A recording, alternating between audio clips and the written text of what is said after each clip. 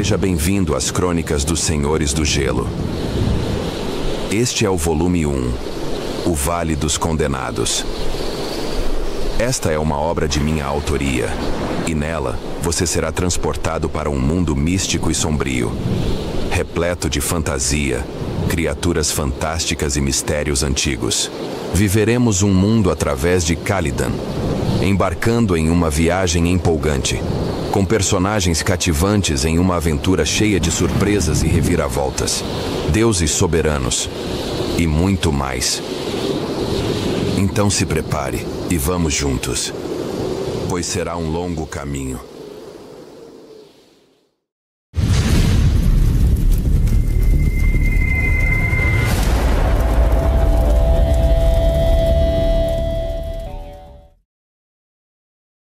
Em Rovengard, o continente de gelo, bestas aladas massacram terras que um dia foram pacíficas. Fleoshak, criatura destruidora e conhecida como mãe de todos os dragões, começa a ter seu sono perturbado em algum lugar do maldito vale. Notícias desencontradas espalham-se por todo o continente, em uma mistura de verdades e devaneios. O mal é eminente. Fala-se de uma criança nascida na lua, que representa o deus das feras, e que essa criança trouxe consigo o dom deste próprio deus, acordando Fleoshak, propositalmente, ou não. Os últimos dias nas terras geladas apenas comprovaram que o mal veio para ficar. E até mesmo Crídia, uma das principais cidades do continente, teve suas terras devastadas, caindo assim aos pés de um rei tirano. Crianças morrem ao norte. O caos se faz presente por toda a parte. Exércitos enviam seus melhores batedores em direção ao vale e de lá, apenas os loucos retornam.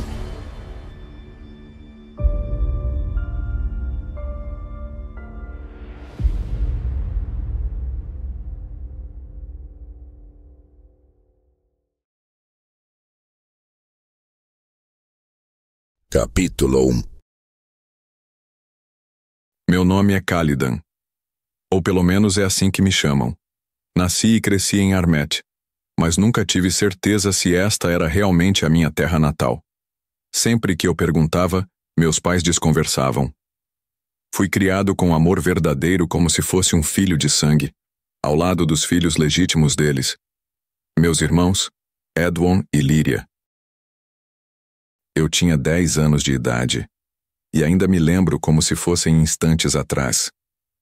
O brilho do metal no horizonte encoberto pelo céu cinzento do fim de tarde, onde alguns poucos animais como ovelhas e gados insistiam em se alimentar do precário pasto que ainda restava em meio ao gelo. Uma frota. Algo próximo a 100, talvez 80. Não tinha como saber, eram muitos. Todos fortemente armados e montando cavalos, cruzaram a fronteira da cidade trazendo com eles a flâmula vermelha com a águia dourada de Creta. Mulheres e crianças corriam em uma mistura de medo e caos, procurando abrigo longe daquilo que parecia ser uma invasão. Aquele que parecia ser o líder dos cavaleiros trotou seu garanhão à frente em direção aos guardas fronteiriços, enquanto sua tropa aguardava-o logo atrás.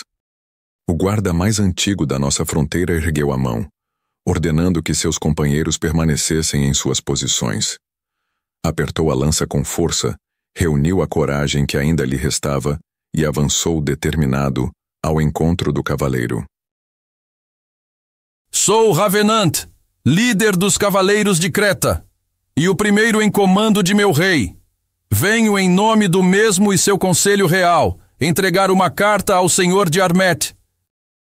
Ravenant era um sujeito grande. Vestia malha de metal e uma armadura pesada, portando um elmo esculpido com uma cabeça de demônio. Usava uma longa capa vermelha e carregava pendurado em suas costas um grande machado de batalha. Sem muito a questionar, o guarda virou-se lentamente e gesticulou chamando Ravenant. Por aqui. Me siga. Veja. Ao cruzarmos esta aldeia, já poderemos avistar o castelo logo atrás daquelas colinas. Aquelas, consegue ver? Bem aqui, na direção de minha mão, se partirmos antes do anoitecer, chegaremos até ele com os primeiros raios de sol da manhã. Minha curiosidade sempre foi maior do que meus medos. E em meus curtos 10 anos de vida, eu nunca tinha visto uma tropa como aquela, exibindo toda a sua glória em cavalos e aço. Fiquei imóvel. Maravilhado como qualquer menino da minha idade, sem piscar enquanto os cavalos passavam levantando lama e neve com seus cascos. Notei que aquele cavaleiro, Havenant, deixou-se afastar lentamente de suas fileiras e, em um trote lento, quase parando, dirigiu-se até mim enquanto a marcha continuava, e lembro-me de estar lá, com os olhos arregalados misturando admiração com um pouco de medo.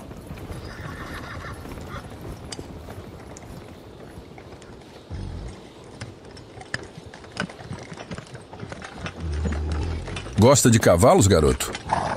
Gosto, senhor. Embora assustado, me mantive firme na frente dele. O sujeito era realmente enorme. Seu machado colocava respeito sem nem precisar ser empunhado. Ele retirou seu elmo. Seu cabelo era comprido, caído sobre os ombros. Tinha um rosto digno, castigado por algumas cicatrizes, e um olhar firme. Onde está seu pai? No campo, senhor. Derrubando árvores e preparando a lenha para a passagem do inverno. Hovingard, também chamado o continente de gelo durante todo o ano, sempre foi de um frio rigoroso. Porém o inverno o fazia brutal, tornando quase escasso os alimentos e espalhando a fome por todo o seu território. Uma família sem estocar lenha, carne e grãos. Provavelmente morreriam todos antes mesmo de chegarem à metade da estação. Então quer dizer que seu pai é o lenhador dessa aldeia? Sim, E você pretende assumir o lugar dele algum dia? acho que sim. Responda sim, senhor. Sim, senhor. Lembro-me de assentir meio assustado, ansioso com tudo aquilo.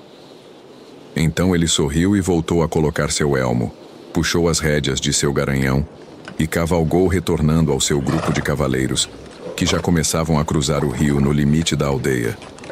Como previsto pelo guarda de fronteira na manhã seguinte, os cavaleiros foram recebidos pela guarda real nos portões do castelo de Armet. Com a chegada de meu irmão Edwin em nossa casa, enquanto fazíamos a nossa refeição ao redor da fogueira no centro do salão, soubemos que apenas o líder dos cavaleiros, que atendia pelo nome de Havenant, e mais 5 de seus homens, tiveram permissão para entrar no castelo e seguirem até a presença do rei, Joffred de Armet. Meu irmão trabalhava como soldado do rei, e era ao redor da fogueira junto à família quando voltava para casa, que ele costumava contar sobre seu dia de trabalho. A notícia espalhou-se pelos corredores do castelo, disse meu irmão. Havenant comunicou a Joffred que seu rei, dentro de 4 dias, reuniria todo o conselho em Creta, e o mesmo gostaria da presença de todos os outros reis de Hovingard presentes lá, nesta data. Joffred evidentemente exigiu que Havenant lhe adiantasse os fatos. Então, sem mais rodeios, o cavaleiro lhe disse que nas visões de Eglaf de Lianon, o feiticeiro mais antigo e respeitado em todo o continente, e também conselheiro do rei de Creta, descobriu-se que o mal que se alastra pelos 4 cantos não surge somente do sombrio vale onde a besta descansa. Um tirano invasor que se auto-intitula rei e que atende por hertar, aproveita-se do medo presente para pôr em prática seus planos. Ele tem levado o terror até as fronteiras da cidade que tomou para si, Crídia. Nesse caso, a coisa torna-se bem mais perigosa, ao saber que também sob o comando de Hertar, encontram-se criaturas há muito tempo desaparecidas, esquecidas, refugiadas nos confins do pântano de Alberoc, os Belgarts. Meio homem e meio ogro, pegajosas, dotadas de pouca inteligência, que se locomovem e matam de acordo com sua fome por carne. O motivo para isso, Havenant não sabia. Ele havia informado tudo aquilo de que tinha conhecimento. O resto era de responsabilidade do conselho na reunião dos reis. Logo passaram-se 3 dias para a grande reunião. No decorrer desses 3 dias, o sol por algumas vezes pôs sua face tímida entre as nuvens escuras de um céu de inverno.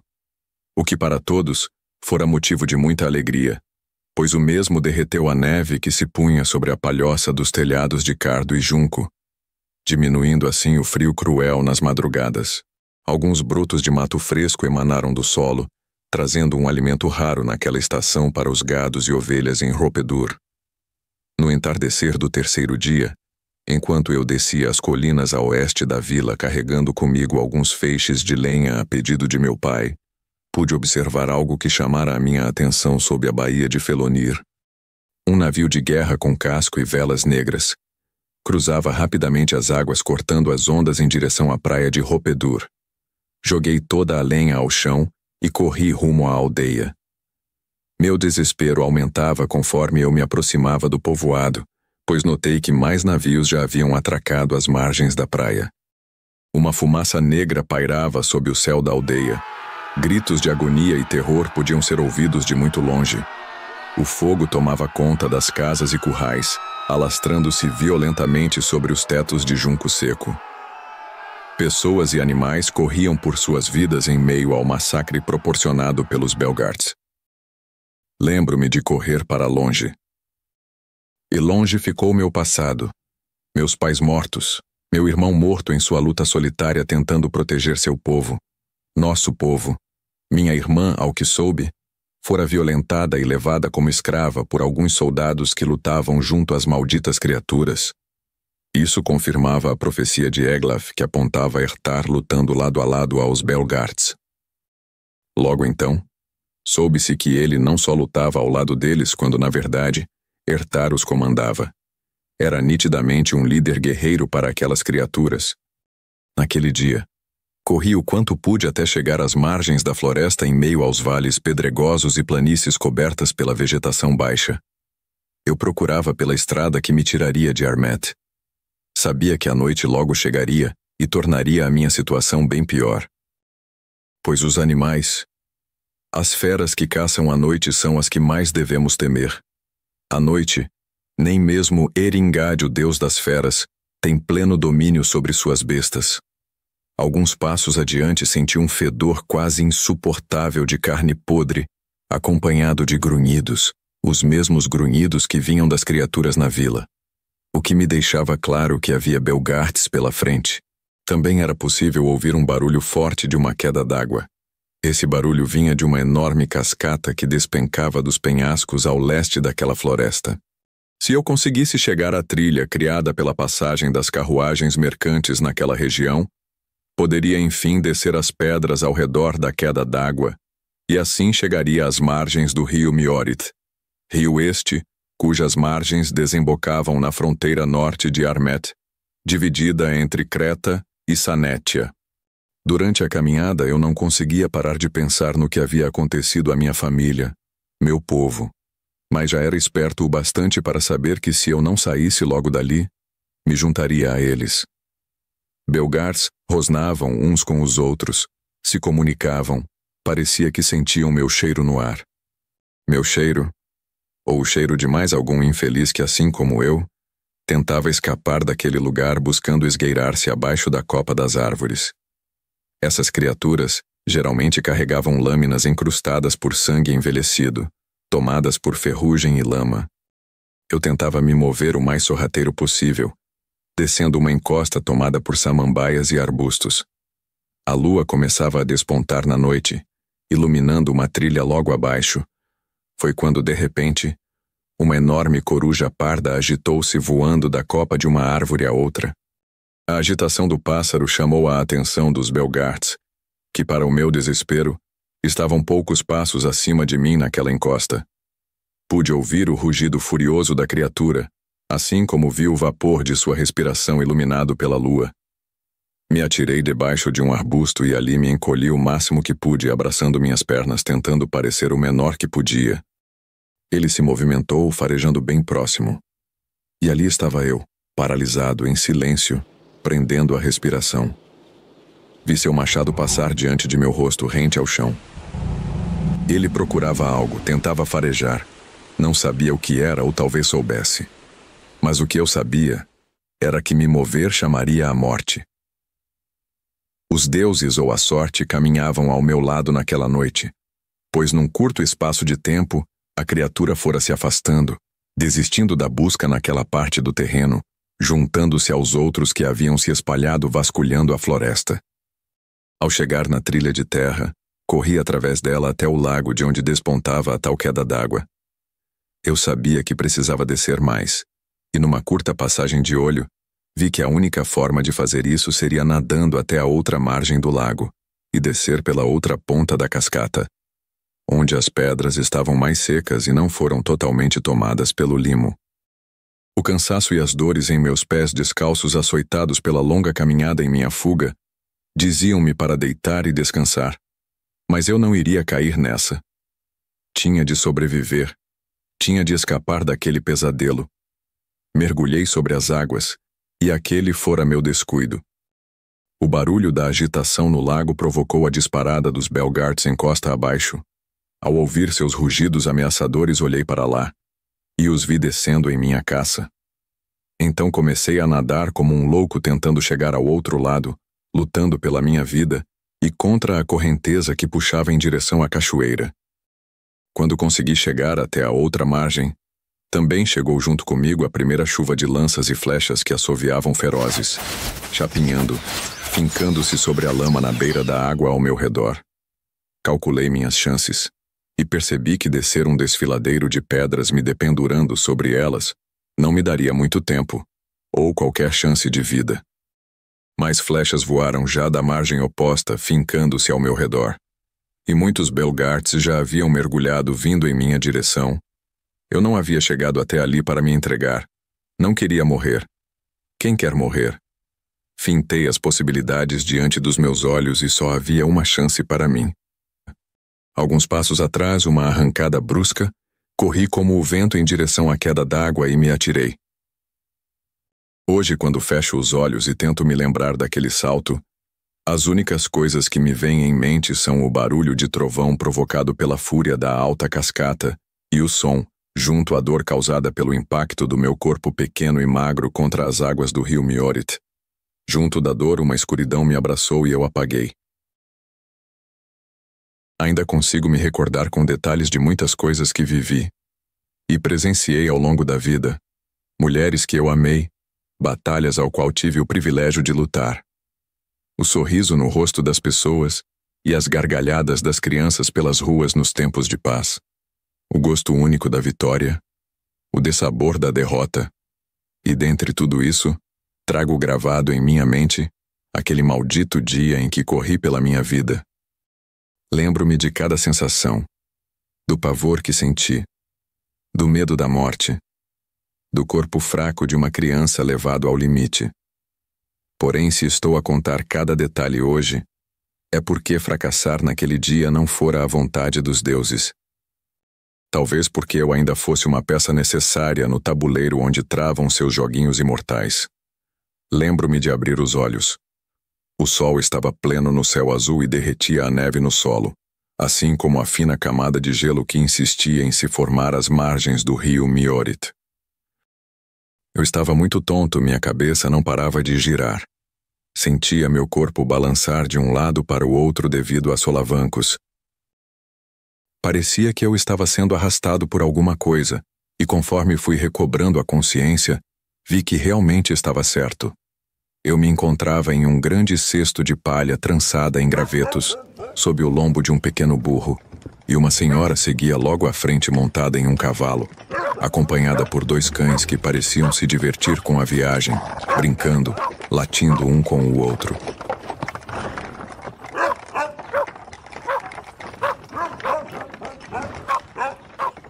Aquela senhora montada em seu cavalo puxava as rédeas do burro ao qual eu me encontrava sendo carregado.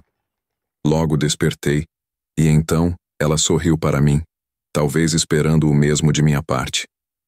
Mas a dor por todo o meu corpo era tanta que eu não conseguia sequer sorrir de volta. Passei a observá-la enquanto seguíamos por uma estradinha rumo à Creta. No cesto onde eu me encontrava, havia alguns pedaços de pão duro e algumas maçãs. Minha fome era tanta que avancei sobre aquelas migalhas devorando-as junto das maçãs como um cão esfomeado. Para mim, parecia ser a última refeição do mundo.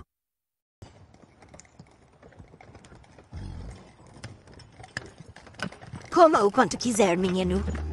Você parece um filhote de rato molhado. Um filhote de rato que não come há anos. Se não fosse por Sardo, você estaria no fundo desse rio agora. Bem lá no fundo. Bom Sardo. Bom menino. São os melhores cães que alguém poderia ter. Eles se chamam Sardo e Boshi. E nós três gostaríamos muito de saber o seu nome. Você por acaso teria um? Teria? Sim, senhora.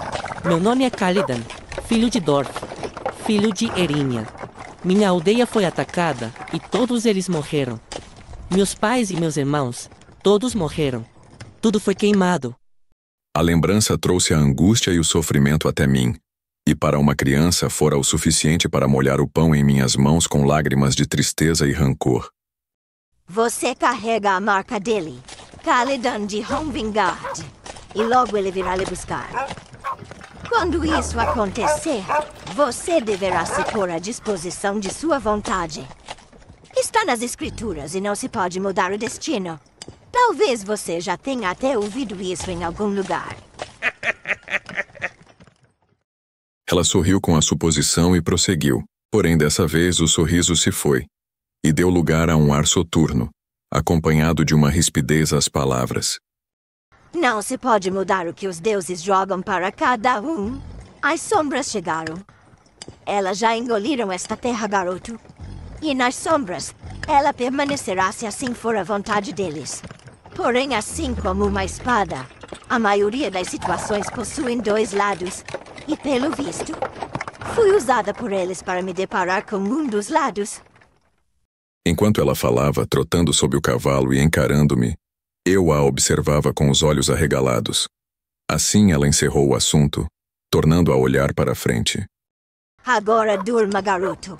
Você sofrerá um bocado nesta viagem.